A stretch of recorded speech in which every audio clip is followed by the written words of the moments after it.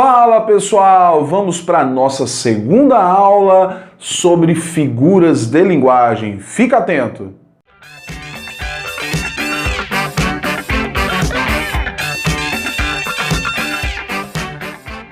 Eu vou trabalhar três figuras de linguagem hoje, que são pleonasmo, hipérbole e hipérbato, fazendo a diferenciação entre o que é hipérbole e o que é hipérbato. Bom, eu começo aqui por pleonasmo, dizendo para você que o pleonasmo é uma redundância.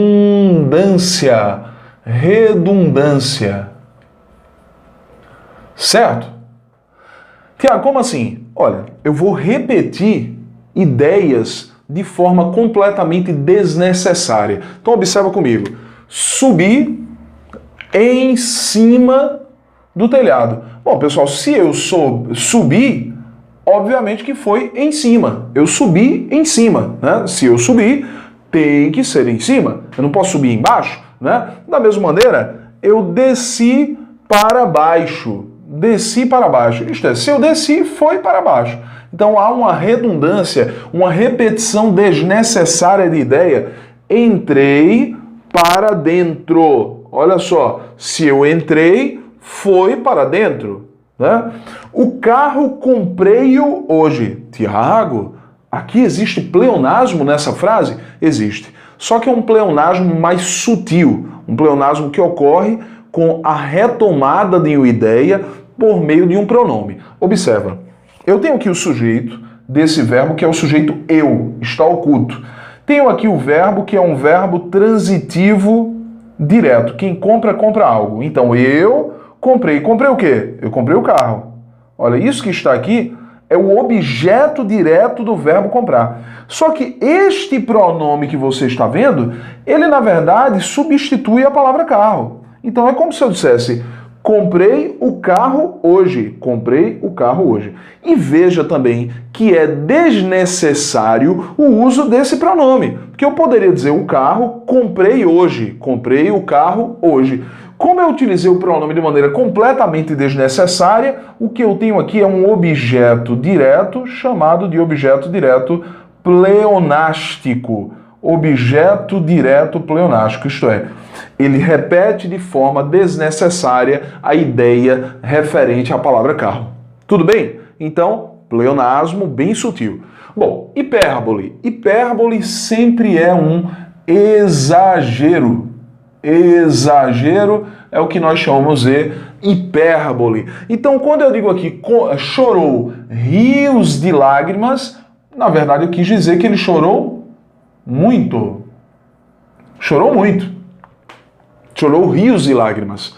Andei quilômetros para comprar esse refrigerante. Na verdade, a pessoa não andou quilômetros. Foi apenas uma maneira de dizer que andou muito, né? Andou muito para comprar o refrigerante. Já falei 1000 vezes e você não me ouve. A pessoa com certeza não falou 1000 vezes. Foi só uma maneira de se expressar e dizer que falou muito, já falou muitas vezes e a pessoa não ouviu, né?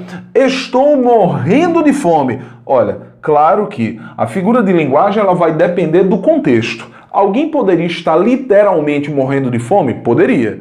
Mas imagina uma situação em que você almoçou e era 11 horas quando você almoçou mais cedo, deu 5 horas da tarde e você estava dizendo que estava morrendo de fome. Não.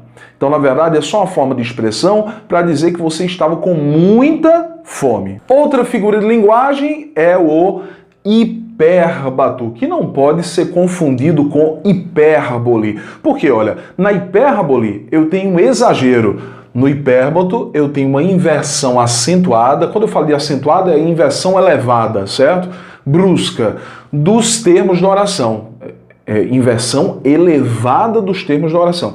Então, Tiago, como assim inversão? Bom, os termos de uma oração, na ordem, são sujeito, primeiro, depois o verbo, depois o complemento, isto é, objeto direto ou objeto indireto, e por último, adjunto adverbial, certo? Se eu inverto essa ordem, há uma inversão dos termos da oração. Mas se eu inverto a ponto de a frase ou o texto ficar praticamente sem sentido, eu chamo de hipérbato. Então observa o exemplo do nosso hino nacional. ouviram do Ipiranga as margens plácidas de um povo herói com brado retumbante. Olha, pessoal, quando a gente canta o hino nacional, na verdade a gente canta sem entender praticamente o que está cantando. É mais ou menos assim: ouviram do Ipiranga as margens plácidas de um povo heróico brado retumbante. Se alguém parar você nesse momento e perguntar o que isso que você cantou significa, simplesmente você vai dizer: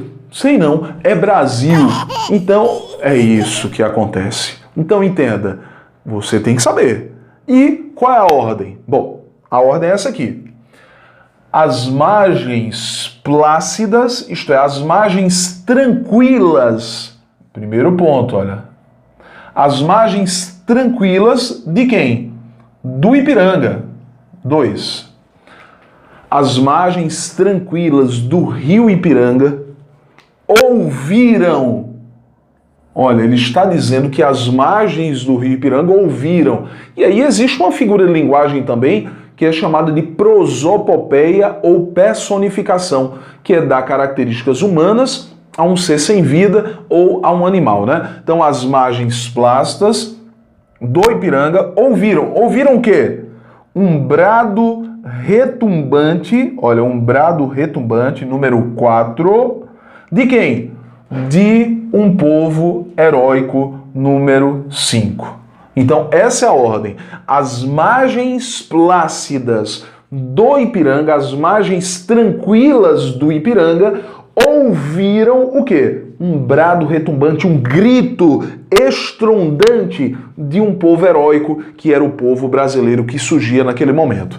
Então, essas foram as figuras de linguagem de hoje. Pleonasmo, hipérbolo e hipérbato, e a gente ainda trabalhou aqui personificação ou prosopopeia, que significa dar características humanas a seres animados ou a animais. É isso. Se você não segue o canal, aperta o sininho para receber notificações e dá o like, não esquece. Até a próxima!